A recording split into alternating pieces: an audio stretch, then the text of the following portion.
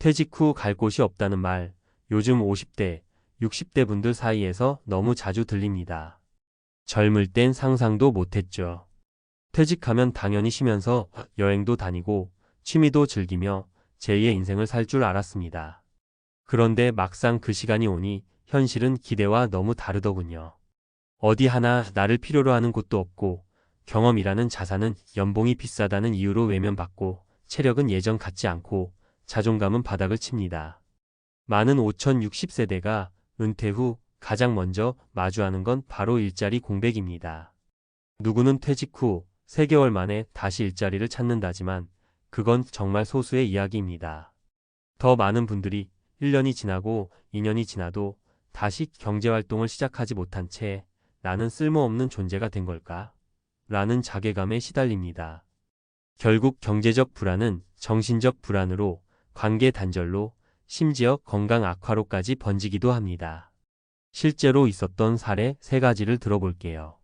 아마 이 중 한 사람의 이야기가 당신이나 주변 지인의 현실과 많이 닮아 있을 겁니다. 첫 번째 이야기 이력서 200통, 전화 한 통 없다. 58세 퇴직 은행원의 절망. 최 부장님은 35년간 한 은행에 몸담았던 분입니다. 퇴직 전까진 부지런하고 성실한 직원으로 늘 인정받던 분이었죠. 하지만 정년 퇴직 후 그는 매일 이력서를 쓰기 시작했습니다. 재무관리, 고객응대, 문서 작성까지 자신 있는 분야가 많았기 때문에 당연히 어디든 붙을 줄 알았대요. 그런데 6개월 동안 무려 200통 가까이 이력서를 보냈는데 단 한 통의 면접 연락도 오지 않았습니다. 이유는 간단했습니다. 나이가 많아서. 경력은 뛰어나지만 기업은 젊은 인재를 원했습니다. 그는 말했습니다. 그동안 회사에선 날 필요로 했는데 사회는 나를 필요로 하지 않더군요. 두 번째 이야기 그냥 마트 경비라도 자존심을 내려놓기까지 1년이 걸렸다. 이 씨는 대기업 연구소에서 30년을 근무한 엔지니어 출신입니다. 퇴직 후에도 자존심이 강해서 단순 노무직엔 눈길도 주지 않았습니다.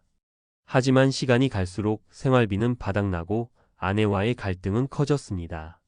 어느 날 아파트 관리소에 붙어있던 마트 야간 경비 구인 광고를 보며 고민 끝에 전화를 했습니다. 경비라도 하자.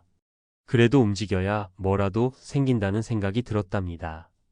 3개월 후 그는 월 180만 원을 받으며 일을 시작했고 가장 놀라운 건 내가 여전히 사회에 쓸모 있는 사람이라는 걸 느끼게 된 것이라 했습니다. 돈보다 중요한 건 존재감이었다는 말이 인상 깊었습니다. 세 번째 이야기 손주 학원비라도 벌고 싶다. 재취업 대신 배달일 시작한 65세 할아버지. 김 할아버지는 손주 둘을 돌보며 지내는 65세입니다.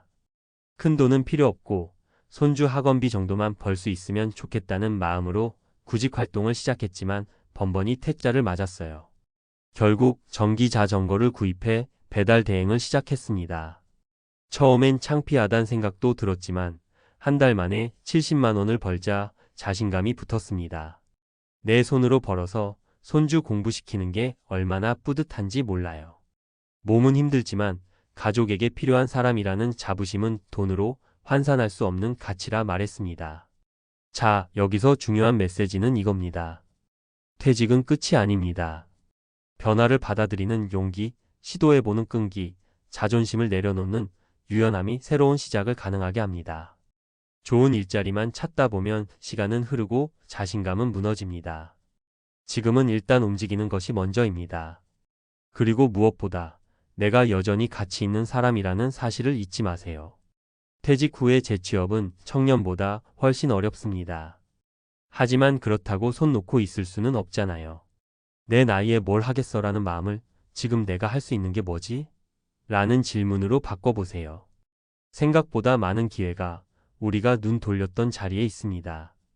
은퇴 준비는 돈만이 아닙니다. 일할 수 있는 체력, 받아들이는 마음가짐, 그리고 계속 시도하는 정신력. 이것이 진짜 은퇴 준비입니다. 오늘 하루 다시 한번 용기를 내보는 건 어떠세요? 당신은 여전히 이 사회에 꼭 필요한 사람입니다. 5060세대의 재취업 문제는 단순히 직장이 없다는 차원을 넘어 구조적인 한계와 개인의 심리, 사회적 인식까지 맞물린 복합적 문제입니다. 전문가 입장에서 보면 지금 필요한 건 막연한 재취업 희망이 아니라 현실에 기반한 전략과 체계적인 준비입니다. 우선 5060대에게 가장 큰 걸림돌은 기존 경력의 전이 가능성 부족입니다. 다시 말해, 과거에는 충분히 경쟁력이 있었던 경력이라도 지금의 노동시장에서 그대로 적용되지 않기 때문입니다. 디지털 전환, AI 자동화, 비대면 중심 산업으로 변화하면서 과거의 경력과 기술이 더는 시장에서 높은 가치로 인정받지 않는다는 것이 문제입니다. 따라서 재교육과 기술 업데이트는 선택이 아니라 필수가 됩니다. 예를 들어 고용노동부의 신중년 경력 설계 서비스는 중장년층이 보유한 경력을 토대로 전직이 가능한 분야를 분석해주고 이에 맞는 단기 직업훈련을 연결해주는 프로그램입니다. 문제는 많은 분들이 이런 제도를 모른다는 겁니다. 알더라도 내 나이에 무슨 훈련이냐, 공부는 젊은 애들이나 하는 거지라는 생각에 참여율이 낮습니다. 하지만 현실을 인정하고 한 걸음 내딛는 사람들은 분명 변화를 만들어냅니다. 정부 지원으로 자격증을 따고 사회복지사, 돌봄 서비스, 전기기능사, 화물운전 같은 현장 기반 일자리로 새로운 커리어를 시작하는 분들이 꽤 많습니다. 또 하나 중요한 건 일자리의 형태에 대한 고정관념을 버리는 일입니다. 정규직, 사무직, 관리자, 이런 기존의 틀 안에서만 일자리를 찾으면 당연히 좁은 문일 수밖에 없습니다. 요즘은 N잡, 파트타임, 플랫폼 기반 노동이 활발해지며 새로운 형태의 일자리가 확장되고 있습니다. 예를 들어 배달, 택배, 매장 관리, 온라인 상품 포장, 고객센터 비대면 상담, 카카오티 대리운전, 유튜브 콘텐츠 제작 보조, 심지어 AI 학습 데이터, 라벨링까지 디지털 리터러시만 조금 익히면 중장년층도 참여 가능한 일은 분명 존재합니다. 특히 스마트폰으로 가능한 플랫폼 일자리는 체력 부담이 크지 않으면서도 소득을 만들어낼 수 있는 좋은 대안이 될 수 있습니다. 여기서 한 가지 꼭 강조하고 싶은 건 적은 돈이라도 내 손으로 번다는 자립감이 재취업의 핵심 가치를 만든다는 점입니다. 다시 말해, 돈이 많고 적음이 중요한 게 아니라 내가 쓸모 있는 사람이라는 자기 효능감이 삶의 질을 바꿉니다. 실제로 연구 결과에서도 은퇴자 중 지속적으로 경제활동을 하는 사람들은 그렇지 않은 사람에 비해 우울감이 낮고 인지 기능 유지율도 높다는 통계가 있습니다. 마지막으로 중요한 건 사회적 연결입니다. 혼자서 구직 활동을 하면 자존감은 계속 떨어지고 금방 지칩니다. 그래서 요즘 각 지자체나 고용센터, 평생교육원, 시니어 클럽 등에서 운영하는 중장년 네트워크, 동아리, 커뮤니티 활동이 더욱 중요합니다. 여기에 참여하면 취업 정보도 얻고 인간관계도 유지하며 무엇보다 나 혼자가 아니구나라는 위안을 얻습니다. 재취업을 위해 필요한 3가지 핵심 키워드를 정리하면 이렇습니다. 재교육과 자격증, 지금 노동시장에 맞는 실질적인 기술을 익히는 것. 고정관념, 탈피, 정규직만 고집하지 않고 다양한 형태의 일을 열어두는 유연함. 사회적 연결, 정보를 공유하고 서로 힘이 되어주는 커뮤니티 참여. 지금 이 글을 읽는 당신이 퇴직 후 무력감에 빠져 있다면 꼭 기억하세요. 지금은 예전과 다른 시대입니다.